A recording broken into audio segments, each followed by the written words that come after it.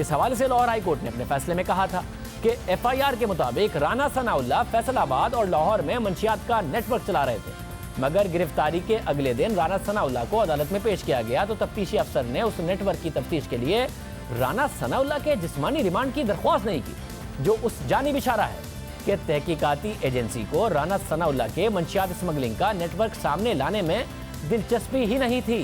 तफ्तीशी अफसर ने इस केस में मुलजिम का जुडिशल रिमांड देने की दरख्वास्त कर दी। हालांकि ऐसे केसेस में आमतौर पर जिस्मानी रिमांड मांगा जाता है ताकि मुलजिम की ऐसी सरगर्मियों को सामने लाया जा सके। फैसले के मुताबिक इस केस में एएनएफ के जिस्मानी रिमांड ना मांगने की वो वजह खुद ही बेहतर जानते होंगे। लाहौर हाईकोर्ट ने फैसले में राना सनाउल्लाह के जिस्मानी रिमांड ना मांगने पर सवाल उठाए और यही सवाल राना सनाउल्लाह भी उठा रहे हैं। उनका कहना है कि अगर उनका मंशियात का नेटवर्क था तो उनके लिए और उसके लिए उनसे तफ्तीश क्यों नहीं की गई, इस नेटवर्क में मुलव्वस लोगों को गिरफ्तार क्यों नहीं किया गया।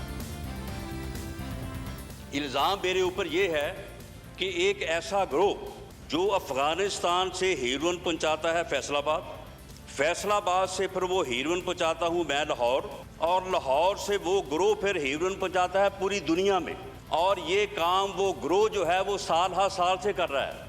मेरे भाई शहरयार अफरीदी साहब ये बताएं कि मैं 6 माह जेल में रहा हूं, क्या उनमें से कोई 2, 4, 10, 20 आदमी पकड़े नहीं जाने चाहिए थे? ये इतना बड़ा आपका अदारा है, इतने उसके सोर्सेज हैं, तो उनको पकड़ के उनका मेरे साथ तल्लुक साबित करते।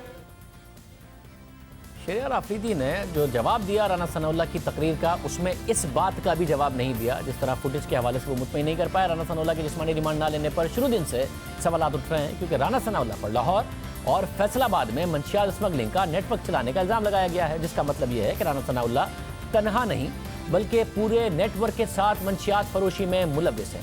मगर इतने संगीन इल्जाम के बावजूद जिसकी सजा मौत है, उनसे इस नेटवर्क से मुताल्लिक मजीद तफ्तीश के लिए जिस्मानी रिमांड क्यों नहीं लिया गया? जिस्मानी रिमांड लेकर उनसे सवाल क्यों नहीं किया गया कि वो हीरोइन कहाँ से लाते थे, कहाँ लेकर जाते थे, कहाँ बेचते थे, उनके नेटवर्क में और कौन कौन लोग शामिल हैं, वो कहाँ से ऑपरेट होता है, और फिर इस तफ्तीश की रोशनी में मजीद गिरफ्तारियाँ की जाती हैं। मगर इस केस में राना सनाउल्लाह के अलावा कौन सी गिरफ्तारी हुई, इस हवाले से वज़ीर मुमलिकत बराए नारकोटिक्स कंट्रोल शहरयार अफरीदी का मौक़िफ़ रहा है कि पहला मुलजिम उन्होंने फैसलाबाद से पकड़ा और फिर हमें लोग मिलते गए जो हम राना सनाउल्लाह तक पहुंचे। राना सनाउल्लाह के हवाले से फैसलाबाद में एक शख्स को पकड़ा गया।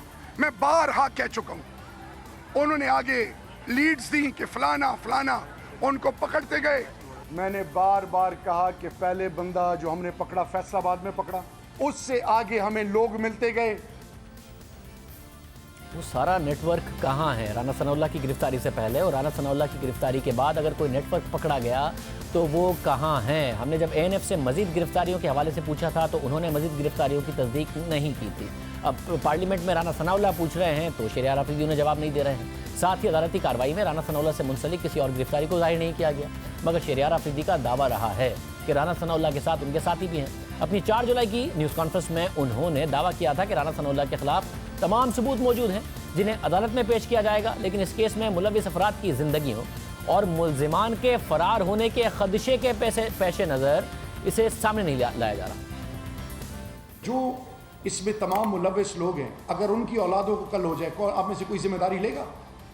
खुदा के लिए प्लीज़, ये किसी की ज़िंदगी का सवाल है, एक का नहीं, इनसे बहुत सारे, और इनसे जुड़े हुए जो नाम हैं, आज हम आपको सारी डिटेल दे दें तो वो तो कल को पता चले सारे बाहर जाने चले जाएं। ये सेंसिटिव इशू है, इसमें कौम को आगाह करना है कि अब होली हाउस कोई नहीं है।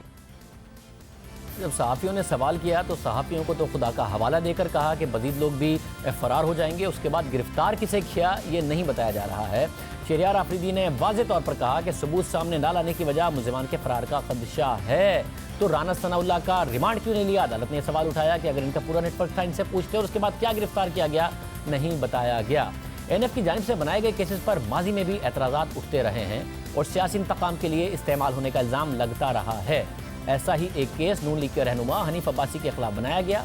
एफेड्रीन केस है जिसने भी एएनएफ की कारकर्दगी पर सवालात उठाए थे, क्योंकि एफेड्रीन केस में 9 कंपनियों और कई मुल्जिमान पर एक जैसा इल्ज़ाम था, मगर सज़ा सिर्फ हनीफ अब्बासी को सुनाई गई, वो भी 2018 के इलेक्शन से सिर्फ 4 दिन पहले। 21 जुलाई को रात 11 बजे ये सज़ा सुनाई गई। उस वक्त जब हनीफ अब्बासी शेख रशीद के मद्दे मुकाबिल इलेक्शन लड़ रहे थे और वो इमरान खान की नाअहली केस में का जो नाअहली केस था उसमें दरख्वास्त गुजार भी रहे थे। अब दिलचस्प बात यह है कि फैसले से एक दिन पहले यानी 20 जुलाई को हनीफ अब्बासी के वकील ने इंसदाद मंशियात की अदालत से दलाइल के लिए मजीद वक्त देने की दरख्वास्त की थी, मगर खुसूसी अदालत के जज ने कहा था कि मुझे तो 21 जुलाई को ही केस का फैसला देना है, मजीद वक्त नहीं दिया जा सकता। दलाइल सुनूंगा चाहे अगला दिन भी आ जाए और दलाइल सुनने के बाद चैम्बर में बैठकर फैसला लिखूंगा। और फिर अगले दिन अदालत ने कई घंटों की ताखीर के बाद इलेक्शन से चंद दिन पहले रात 11 बजे फैसला सुनाया और हनीफ अब्बासी को उम्र कैद की सज़ा सुनाई गई और उनके साथ शामिल तमाम